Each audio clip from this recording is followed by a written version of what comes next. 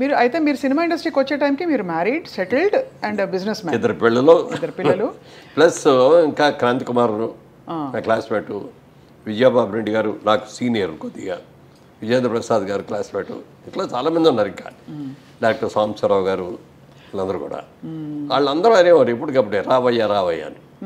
శోభన్ బాబు గారు కూడా ఒక రోజున కలిసాం.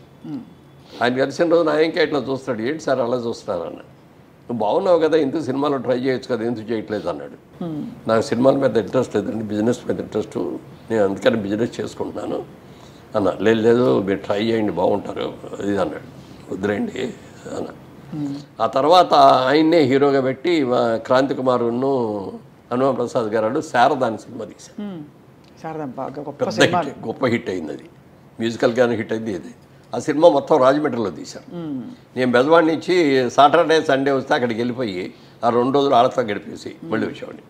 అప్పుడు కూడా 4-5 సార్లు అన్నాడు ఆయన, లేదు రాజుబాబు, అప్పుడు నా పేరు రాజుబాబు గారు మీరు ట్రై చేయండి బాగుంటుంది మీరు అది అన్నాడు. వదిలేండి సార్ బిజినెస్ చాలా బాగుంది, నేను దీన్ని వదిలి రాలేండి అన్న. తర్వాత అనుకోకుండా అట్లూరు పూర్ణచంద్రరావు గారి దగ్గర నుంచి ఆఫర్ వచ్చింది. వాళ్ళ సినిమాలో హీరో, డైరెక్ట్ హీరో ఉన్న జనరల్గా చిన్న క్యారెక్టర్ నుంచి లేకపోతే సెకండ్ హీరో నుంచి హీరో అవుతారు కదా, ఇదేదో డైరెక్ట్ ఆఫర్ వచ్చేసింది మనకి, ట్రై చేద్దామా అనే ఆలోచన వచ్చినా సరే ముందు నా వైఫ్ని అడగాలి, ముఖ్యంగా పేరెంట్స్ని అడగాలి అని చెప్పి పేరెంట్స్ని అడిగాను. ముందు అడిగితే మనకి ఎందుకు, శుభ్రంగా బిజినెస్ చేసుకుంటున్నావు కదా, ఇప్పుడు మళ్ళీ సినిమాలు ఎందుకు అన్నారు.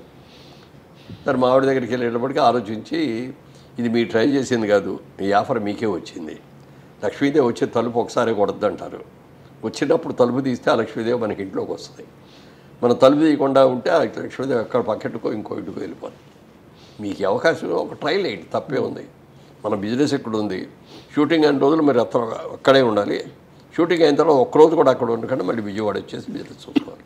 సరే బిజినెస్ మ్యాన్గా టైమ్ ఇస్ మనీ కాబట్టి మీరు బిజినెస్ వదిలి అక్కడ 4 రోజుల్లో ఎన్నో డేస్ ఇవ్వాలి, మరి అది మీరు ఎంత లెక్కేసుకోవాలి, ఎంత అడగాలి రెమ్యూనరేషన్ అంటే అప్పుడు రెమ్యూనరేషన్ అడిగే స్టేజ్ ఉండదు, ఎందుకంటే కొత్త వాళ్ళ దగ్గర డబ్బులు కూడా తీసుకుని సినిమాలు తీసే రోజులు అయ్యి.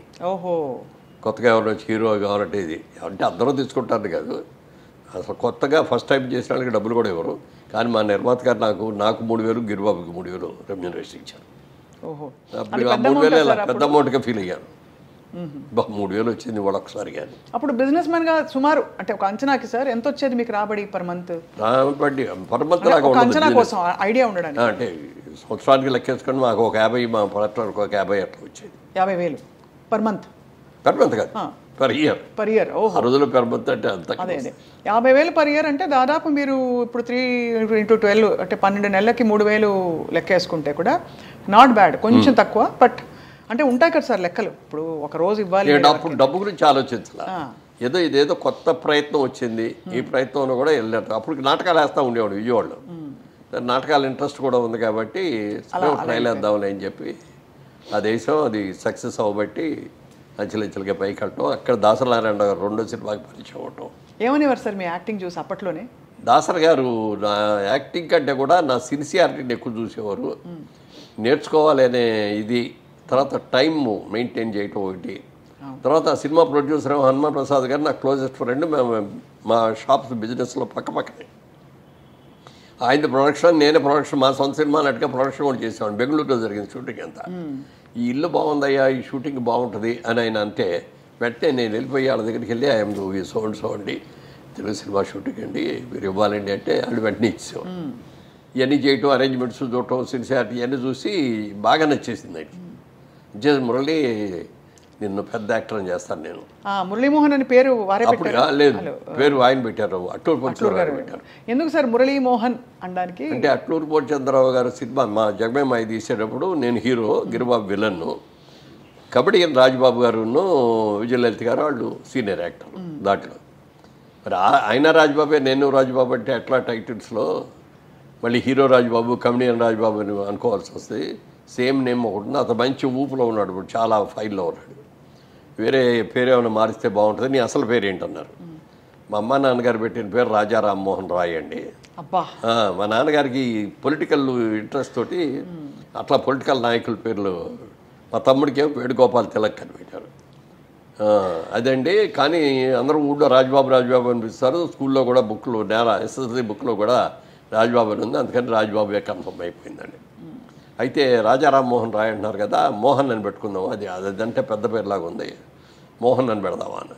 ఓకే అండి అని ప్రెస్లో అనౌన్స్ చేస్తే ప్రెస్లో ఎవరో ఉన్నారు, ఏమంటే మోహన్ అంటే ఏదో కట్ చేసినట్టుగా ఉంది, రామ్మోహన్ కృష్ణమోహన్ లాగా మురళీమోహన్ ఏదో అట్లా అంటే బాగుంటుందండి అని వెంటనే అన్నారు. మురళీమోహన్ ఎలా ఉంది మురళి అన్నారు రాజబాబు గారు అంటే. బాగుంది సార్ అన్న అనగానే అది కన్ఫర్మ్ అయింది. సో అలా మురళీమోహన్ గారు అడుగు పెట్టడం ఒక వెలిగేశారు సార్. అదే అంటే మొట్టమొదట ఇంకా రావాలవద్దా అని అనుకుంటానే, షూటింగ్ ఉంటే అక్కడ మెడ్రాస్లో ఉంటాం, లేకపోతే విజయవాడలో ఉంటాం, బిజినెస్ చూసుకోవడం అట్లాగే ఉండేది. అలా 2 ఏళ్ళు గడిచింది. 2 ఏళ్ళు గడిచిన తర్వాత నెంబర్ ఆఫ్ ఫిల్మ్స్ వచ్చేసి ఒక్కరోజు కూడా హైదరాబాద్ వెళ్ళలేదు, విజయవాడ వెళ్ళడానికి ఖాళీ ఉండేది కాదు. ఇక మనం సెటిల్ అయ్యాం, మనం దీని మీద ఇది అవ్వచ్చు అన్నప్పుడు ఫ్యామిలీ షిఫ్ట్ చేసి అప్పుడు బిజినెస్ కూడా పార్ట్నర్ దగ్గరికి వెళ్ళామని మీరు తీసేసుకోండి, నేను ఇక రాలేను అని చెప్పంటే ఆయన మీరు లేకుండా నేను బిజినెస్ చేయలేను, నా వల్ల కాదు, క్లోజ్ చేసేద్దామని అంటే బిజినెస్ క్లోజ్ చేసి నిజానికి సార్ మీ సినిమాలన్నీ చాలా ఇష్టపడి చూసేవాళ్ళం మేము టీవీల్లో దూరదర్శన్లో వచ్చినప్పుడు కూడా.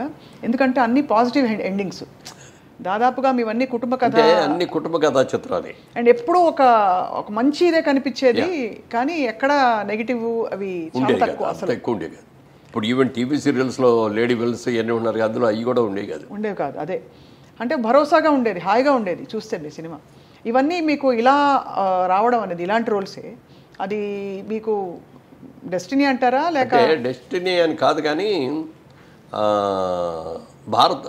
భారతంలో ఒక అమ్మాయిని ఒక సినిమా దాసరి గారు డైరెక్ట్ చేశారు. నేను చంద్రమోహన్ రోజారమణి మేము మెయిన్ క్యాస్టింగ్. అందులో మంచి ఫాస్ట్ క్యారెక్టర్, స్టూడెంట్ లీడర్గా పెద్ద ఇది. ఆ సినిమా చూసిన తర్వాత చాలా బాగా సక్సెస్ అయింది. అది 100 రోజులు ఆడింది. చాలామంది నువ్వు ఈ టైప్ రోల్స్కి వెళ్తే బాగుంటుంది, యాక్షన్ ఫిల్మ్స్కి వెళ్తే బాగుంటుంది అది అన్నారు. కానీ అప్పుడు బుక్ అయిన సినిమాలన్నీ కూడా ఫ్యామిలీ ఓరియంటెడ్ సినిమాలే. రాఘవేంద్రరావు గారి డైరెక్షన్లో ఫ్యామిలీయే, దాసరి గారి డైరెక్షన్లో ఫ్యామిలీయే, ఇంకా ఎవరితో చూసుకున్నా అన్ని ఫ్యామిలీ ఓరియంటెడ్ వచ్చాయి. తర్వాత అందరూ కూడా ఒక మార్కేసారు. అక్కినే నాగేశ్వరరావు గారు, సోహన్ బాబు, మురళీమోహన్, వీళ్ళు ముగ్గురు కూడా ఒక character of artist. NT Rama Rao గారు, కృష్ణ గారు, కృష్ణరాజు గారు, వాళ్ళు ఒక ఇది అని అట్లా ఆ ముద్ర వేసారు. అయ్యే వచ్చినాయి, ఆ క్యారెక్టర్లు వచ్చినాయి. దాన్ని నాకు కూడా అదే ఇష్టం. ఓసాయి ఫైట్లు గీట్లు క్రైమ్ ఇవన్నీ కంటే కూడా హ్యాపీగా ఫ్యామిలీ కుటుంబంలో ఉన్న ప్రతి ఒక్కళ్ళు వెళ్ళి కూర్చొని హ్యాపీగా సినిమా చూసేటట్టు బయటకు రావాలి తప్ప పిల్లలు మీరు రాకూడదు, మేము చూడాలి, మీరు రావద్దు అని కానీ ఇట్లాంటివి ఉండకూడదు, వాళ్ళ మైండ్ పొల్యూట్ కాకూడదు అని ఆ ఆలోచనతో అన్నీ అయ్యావు. మేము తీసిన సినిమాలు కూడా 25 సినిమాలు తీసినా ఇందులో యాక్షన్ సినిమా ఒక్కటి కూడా లేదు. కథలో యాక్షన్ ఉంటుంది కానీ త్రూఅవుట్ క్రైమ్ సినిమా లాగా ఒక్కటి కూడా తెలియదు. ఇష్టం పెట్టి కాల్చుకోవడాలు, తప్పుకోవడాలు ఇట్లాంటివి. అదే